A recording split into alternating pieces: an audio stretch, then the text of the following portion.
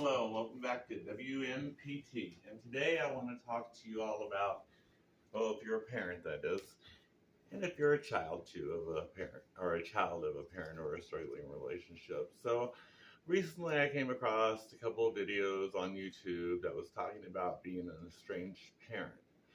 So I just want to talk about something just a little bit different that has to kind of do with that, except being an estranged parent from a adolescent and child.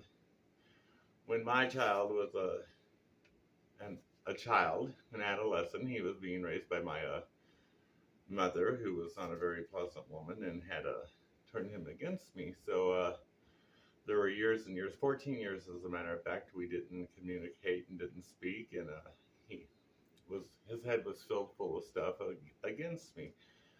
So when my mother passed away, and my father passed away, and my grandmother passed away. They all passed away within a year, and they were who was raising him. So I went down to where he was living, and we had a conversation. And my son is autistic and also has Asperger's. And I have asked him permission to talk about him on my YouTube channel. So I'm not outing him, or I'm not saying anything that I haven't had permission to say. But so he came back into my life when he was 19 years old. He wasn't a child. He wasn't somebody I could tell what to do. It was a relationship that two adults. One was a parent, one was a child, except I hadn't been there in his life, so it was rather difficult to tell a grown man not what to do, to explain to him. My mother did not explain to him or try to teach him anything about life responsibility or the works or ways of the world, except not to succeed and not to be responsible, and not to put your all into what you do. And don't be afraid of failure. Failure is part of success, and success is great when you have it, but failure is also okay when you have that. It means you tried. And nobody can blame you for that. I mean, you get a star for trying. Everybody does. So back to my son. So from day one, we had to learn how to communicate as adults. And my mom and dad had raised him to believe that I was his brother. So that was difficult also. So when he came into my life, when he was 19, I left the decision to what he was going to call me up to him. Because he had already called my dad for 19 years, so I wasn't expecting him to call me dad. I didn't want to push that upon him or say, you got to call me dad. I just remember early on, maybe in the first week, having that discussion with him, saying, what you call me, whether or not you want to call me Willie by my name, or, if one day you decide you want to call me dad, that's fine. And he decided along the words of Papa. That's what he calls me. Every morning I get a text message that says, good morning, Papa. And every day is a great day because of that. For parents who are talking about their adult children deciding not to speak to them, all I can say to that, because I don't know, my son still speaks to me. As a matter of fact, I just want to share with you, the other day we were at the state park, and I put him on the spot, and I asked him this question. I have it on video on my channel if you want to go look at it. It's me and him doing Devil's Icebox tour. I might put it at the end of the video. But I asked him on the spot to just tell me a couple things he thought best described me. And this is what he said. He said I was a nice, loving, caring, respectful person, and the community around me loves me. I gotta hold back the emotions.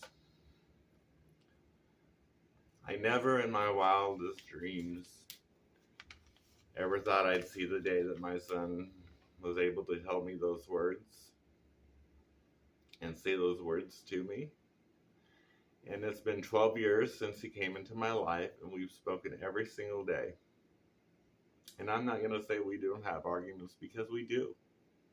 It's part of life. Everything isn't always agreeable. I'm not always going to agree with my son. My son's not always going to agree with me. But to the parents of the adult children that stop speaking to you, this is what I would say. Somewhere along the lines, I believe children feel insecure or not their opinions weren't respected along the way. And I'm not talking about just yesterday. I'm talking about whenever you had control over them when they were maybe 5, 10 years old. That people like to impression themselves into their children instead of treating them like individuals. And I'm not saying we don't need to be parents to our children, but we need to also respect our children as individuals, because they are. You know, we're here from day 1 or day 50 or day 150 or whatever, but we're here to raise our children to be what? Independent, valuable, reliable, honest, communicative, strong people that can stand up for themselves, who can face society, bosses, and whoever else they come across in society that's trying to run them over. We want our children to be able to stand up to that and don't allow any of that kind of stuff. So if your adult child, this would be my advice, decides to stop speaking to you, I would just say, life is way too short for that. You know, I don't really think anybody in that situation really truly can say that they don't know why they're all of a sudden their child stops, have suddenly stopped speaking to them. I don't believe it's probably something that wasn't probably thought was going to happen, or there's going to be some kind of problem. I mean, we're normally aware when when something doesn't feel right, it normally isn't right. So, and remember not to put the blame on your child.